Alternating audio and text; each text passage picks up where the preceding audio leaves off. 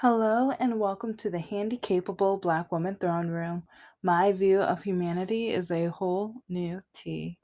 Hi, hello, how are my lovelies, my wonderfuls, my beauties, my royalty? Let's get out that hot, scorching, steaming petty tea. And if you like it cold, just hold the ice.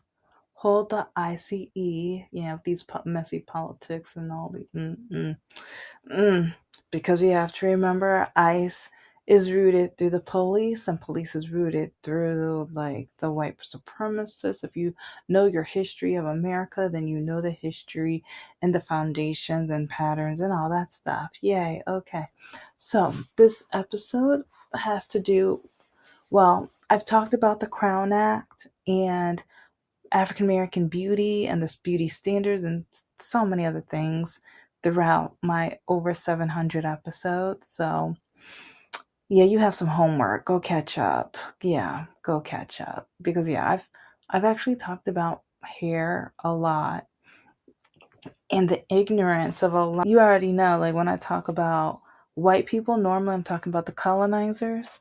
So there's the colonizers and then there's the Underground Railroads. And okay, yeah, if you voted for the orange man, yeah, you're a colonizer. And I mean, even if you voted for Kamala, you can still be a colonizer because some people only know the benefits, especially some of the white women only voted. Some, okay, no, some I have to put the some because some of them will try to get at me. Some of the white women who voted for Kamala only voted for Kamala because they know that they benefit the most within the Democratic Party. Everyone always points at black people, especially black women, from benefiting. But when you look at all of DEI and all of the diversity initiatives and things like that, white women are the ones who actually benefit from it all the most.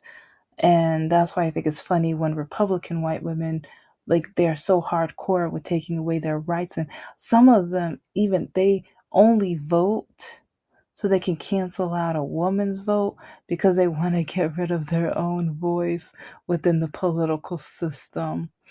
But then some of those women who do that, when they get pregnant, they have difficulties and conflicts, and and so then they need the same help that the white man has been taking away from them. So then they want to write their mayor and governor and political people of their states to allow them to have the benefits that they took away from all of the other women because they think they're special.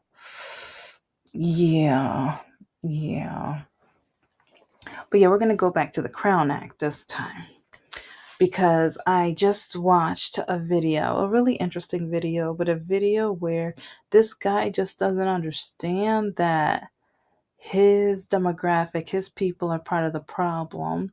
Because there was this one African American hairstylist who was basically saying that, like, with a lot of the present day black girls, it's they don't want their hair naturally done, or they want like European styled hair, like hairstyles and things like that, because of the way that their moms do their hair, their aunties and grandmas and things like that. And they don't have self-love and they don't like themselves with their natural hair. They don't like or accept their natural hair. And that sometimes when people take their children to him because he specializes in natural hairdos, he does his thing, he makes them slay, but when they see themselves in the mirror, they don't like it. And then when he asks what's wrong, it's not what's wrong with the hairstyle, it's that they think they're wrong with the hairstyle. But he wants to blame the women when, if you guys have been listening to my stories, you already know how the hairstylist treated me while growing up. Like the hairstylist, my mother, and other women, it's like part of the problem with why these little girls feel that way, and the reason why a lot of these little girls never hardly ever see their mothers with natural hairstyles is because of the hairdressers, because of the hairstylist. And that's one reason why, like, when I talk about education, when it comes to the medical field, oh, they have a lot of training, teaching and training, and especially when it comes to communication and listening to your patient. It's like if they don't teach that, they need to add that to the curriculum, because I am an example of what happens when doctors don't want to listen, when they want to accuse the patient of being a liar, but they don't want to do any tests. They don't want to investigate or look into things. They just automatically just want to say they're a liar. And how, like, doctors don't want to look at paperwork thoroughly to see, okay, this person has been talking about this issue for 5, 10, 15, 20 years, and they're still talking about it. So maybe I should look into it, but no, they don't. Yeah. And so with hairstylists, I think they need to do the same thing with communication and talking, and also maybe even learning more about natural hair and the beauty of natural hair and the history of our natural hair, especially like African American natural hair. Because again, if you've been listening, you already know why I was talking about the Crown Act and how I have had quite a few beauticians who told me that I had bad hair, ugly hair, nappy hair, that no one was ever going to marry me with that type, with my hair. And it's kind of funny because you already know what my mom said since I want to say 10th or 11th grade she started it. I know she said in 11th, but she might have started in 10th grade. But anyways, it doesn't matter exactly what grade, but it was in high school where she told me, as long as you walk like that, no one's ever going to want you, love you, or marry you. But now I'm going to have to rewind it back because whenever my mom would need us to get our hairstyle for a big event or something, her hairstylist couldn't wait to put down my hair. Where did she get this hair from?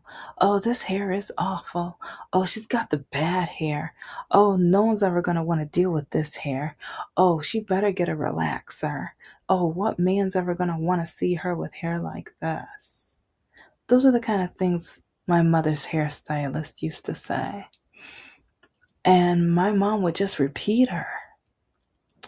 One thing that breaks my heart is years and years later, and actually within the last year, like, a family member said something kind of mean about my hair, and because of all of the mental abuse that I went through and working promotional modeling, and with promotional modeling, majority of the jobs we were not allowed to have African American styled hair in the contract.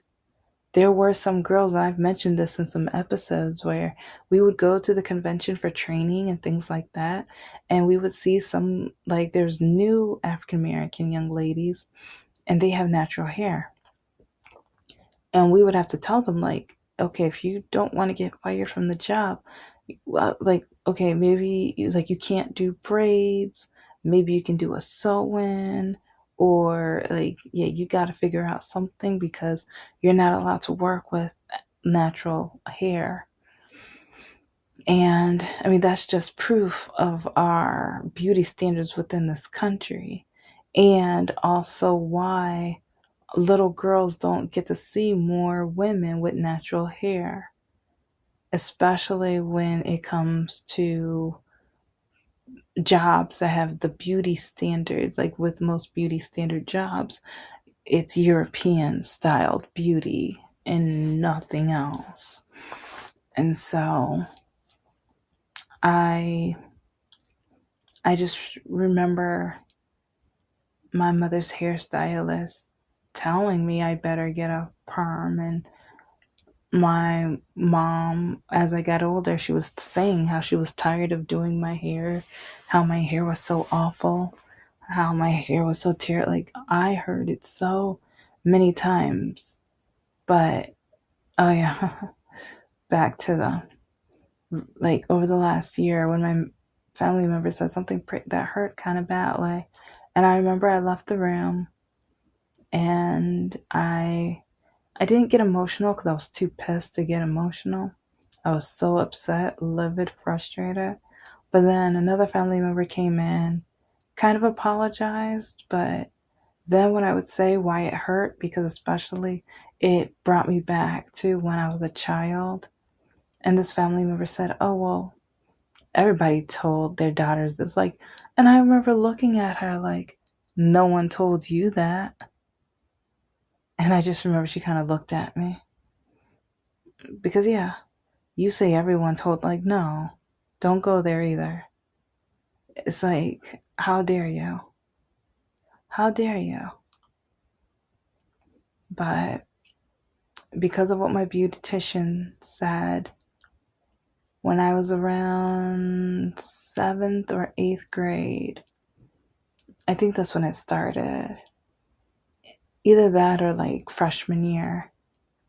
I my mom told me I had no choice. She was like, "You have to get a relaxer." It's like if you ever want to, because I wasn't allowed to date, but my mom even used that as the excuse. No one's gonna want to date you with your hair looking like this, so you're gonna have to get a relaxer if you ever want to date. And especially going like at church, I think we just had a wedding conference, or like our pastor just preached about marriage and things like that. So my mom was even using the scripture, the Bible, for her reason for me needing a perm. And I remember I hated it. I absolutely hated it. And but once you start, you can't really stop unless, or your hair is gonna break off and stuff. And there were times where I wanted it, I just wanted to not do it anymore. And then my mom would be like, "Oh, your hair's gonna break off. It's gonna fall off. You're gonna look so funny. Try to go to school looking funny." I hated it. But then I was like going to college, and I graduated college, and then I worked at the zoo, and then I started doing promotional modeling, and then I forgot, someone introduced me to wigs. And so then I was just like, okay, so I can have my natural hair under, but it's like I was too scared to do the big chop yet. But the thought of not having to have a relaxer, I loved. It gave me freedom. And once I started working promotional modeling, they did not allow natural hair. So I was just like, don't worry, I'm not going to have my natural hair, but I'm going to have my natural hair. Yay, I can have both ways. And so I I will never forget the first time I did the big chop. I ended up doing the big chop so many times because, well, each time I did it, and sometimes I wonder, is it because I'm light skinned? Because so many beauticians, they would tell me how I'm not supposed to have hair like this, and I don't look right having hair like this. And so I better get my hair right if I ever want to work a full-time job. And I remember going to get my hospitality certification. Yeah, restaurant and hospitality certification and stuff.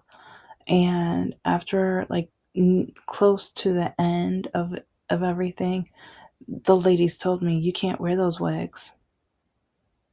You can't have a sew-in. You're gonna get a relaxer. We'll pay for you to get a relaxer." I didn't want to relax her. I remember I think it was maybe 3 to 6 months prior, I did the big chop. I cut off the remainder of the relaxer, and I had, like, it was so confusing because I started seeing some curls, but my hair was so dry. So I was hydrating the crap out of it because I was like, no, there must be, like, I was still trying to get to know my hair. But the women at the hospitality training, they were like, no, you're never going to find a job like this. It's like you have to cut it, or you have to relax it, not cut it, like relax and stuff. And the beautician or whatever, she was saying, oh, ooh, you're gonna be so pretty now. Oh yeah, you weren't pretty before. And it's like, yeah, one time, but then she was like, oh, sorry, I didn't mean that. And she was just like, just wait. Once your hair is done, oh, it's like you're gonna forget all about, like, and just whatever, whatever. And so that was when I had to relax the hair again. And so I did that for a little bit. And then I know I started going to the Rochester School of Beauty to get my hair done a few times. And each time it was a different person. But then there was one African American woman who I was like, oh, okay. Maybe I can ask her to be my beautician person. That was a hot mess because she ended up being like my mother's old hairstylist. Um, because I was debating on going natural again. I wanted to go natural again, especially with the hospitality training thing. My walking was getting worse, and not like I kept applying for jobs, and some of them were saying that I had too much education. Some of them said that my walking was too off. And yeah. Oh, yeah. One of them said that I had to sleep with them if I wanted the job. I've had that happen about 8 or 9 times throughout my well, technically more than that, but just when they bluntly say I have to sleep with them, 8 or 9 times. But I guess one reason because I was applying on Craigslist jobs too. And a lot of those Craigslist jobs back in the day were just like, yeah, yeah. But anyway, I remember this one.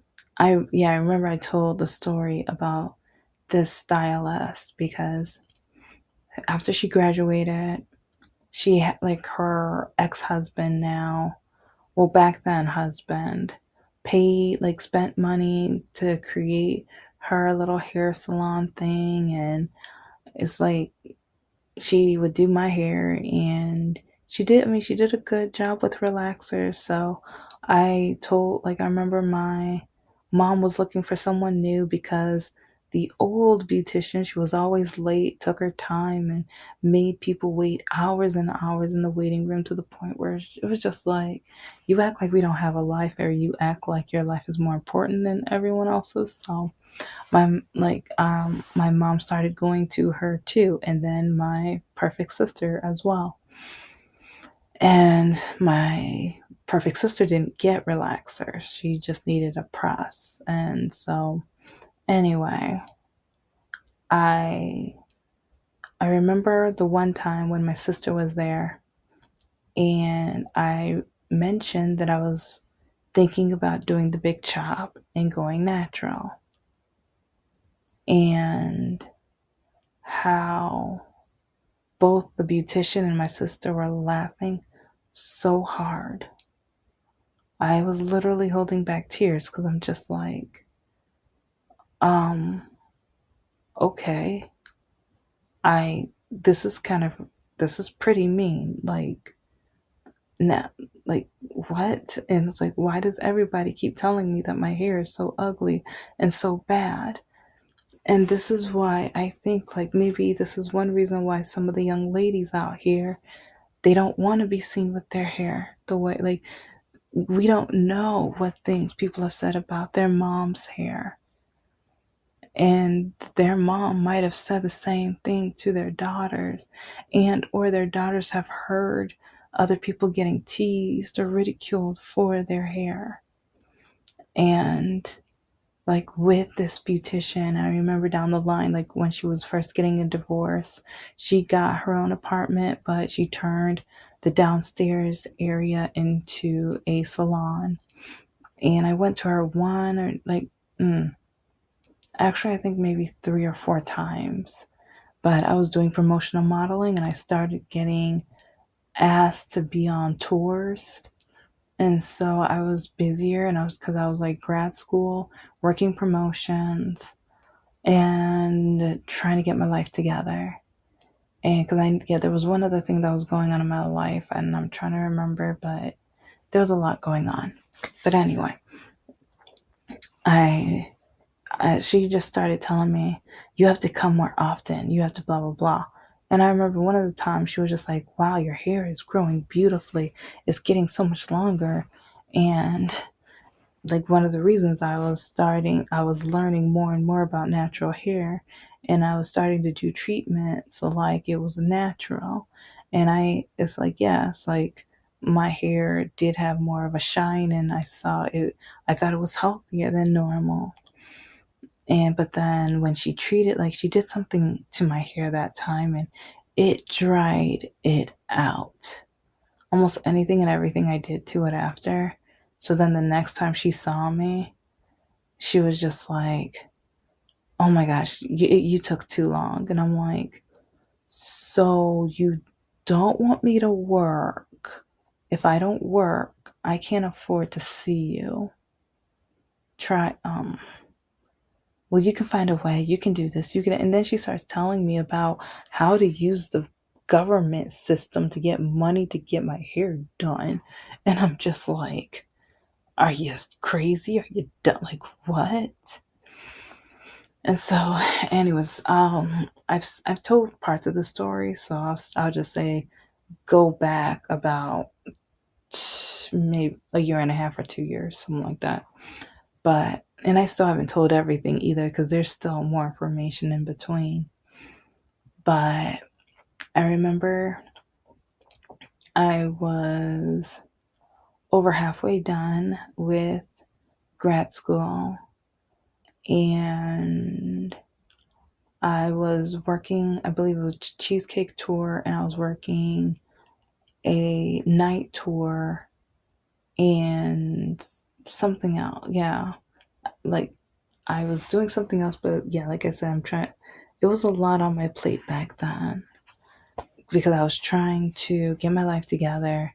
And I thought if I could pay off my student loans as quickly as possible, but yeah, no one was gonna hire me. Oh yeah, that was another, like, applying for as many jobs as I could, especially within the marketing and advertising. So sometimes working, sometimes going to interviews, sometimes like I was trying to get certifications in different areas or different things so that I would be able to apply for different positions because a lot of the marketing and advertising companies were too stuck up or too bigoted to be able to hire a black woman now with well, back then it was an undiagnosed disability, but now diagnosed disability and things like that. So, but I'll never forget when she texted me, what's taking you so long with setting up an appointment? And I had to tell her, I was like, I just got back in town. I think it was the day after or 2 days after that I just got back into town. And I was already packing and getting ready to leave town again because, like, I'm trying to work. I'm trying to, oh yeah, get my credit score and stuff up too, and just yeah, tons of things. I'm trying to get my life together. She didn't like that at all. And she told me that I was just going to be ugly and bald headed, and I was never gonna grow out my hair, and I was never gonna do blah blah. Like she was just like, this was like during the back in the day, old school cell phones. So yeah, this was like a year or two before smartphones even came out. So there was no screen.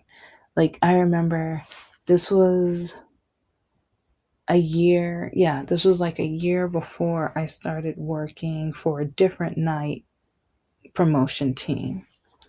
And so after, like I told you guys a story about how some of the bars and locations were doing something that wasn't legal, but they were threatening to fire me and to get rid of me, and but I had the evidence to back it up. So that's one reason why I tell you guys to have the evidence and back it up, because once they tried to blame me, I I remember I found the cords and everything, and I plugged my cell phone to the fax machine, and I sent them all the evidence and faxed it through my cell phone with the wire.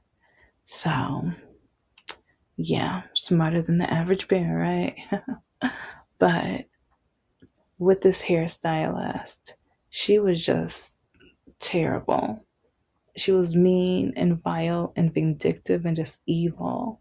And she was just like, you're going to be ugly, you're not going to grow your hair, you're going to be like so trashy, and oh, it's like you need a relaxer and you need this, and it's like you better not grow your natural hair, no man's ever going to want to talk to you then. And she was just every single way she could try to hurt me, she said it. But she didn't realize that I was like, you know what, whatever. And that's when I started just being like, I have wigs. Like, okay, people don't have to see my natural hair. I could just wear wigs. I don't care. And or I can save up to get sew-ins. I don't care. And yeah.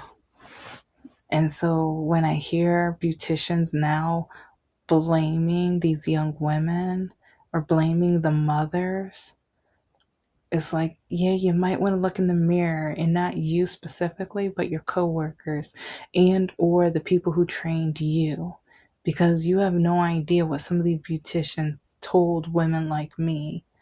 I've had several beauticians tell me that I was not going to be beautiful, and I wasn't beautiful because of my hair, and how I better relax it, and that no one was ever going to want me because it wasn't relaxed, and or it was just going to break off, and it was just going to be. And I remember, I understand the whole health thing, but part of me just kind of felt like, okay, well, if it breaks off, you know what, can we just start again, do short hair? Like, because I was ready to do kind of like I don't know her name, but the girl from the first the America's Next Top Model contestant girl, she had that really short hair but the waves in it. I was kind of thinking about just doing that, because I'm just like, okay, if I'm not gonna have long hair, if I'm not gonna like, if I was like, why can't I just use my curls and do that with it? Whatever. But everyone's telling me no. And it's like, because I remember when I told one beautician that idea, she told me I was just gonna look like a lesbian. She told me that I wasn't gonna look like anything, and I think she said something relating to trash. Yeah, that stung a lot. But it at the end of the day, I'm going to probably talk about this a little bit more in a few weeks, but listening to that video where this guy is telling the women that, you know, he doesn't understand how some of these beauticians are out here. He doesn't know how emotionally damaged their their customers are because of them. All of the beauticians that were so evil to me, they made this like, I love my curls. And that's the frustrating thing. I love my curls, but I hated showing them because I was scared of being put down because of my cute curls. Yeah, but we need to change. And we need to show the beauty in these little girls. Thank you so much for listening to the Handicapable Black Woman Throne Room. I am a woman, I am of color, and I am handicapable. But most importantly, I am human and you're human too.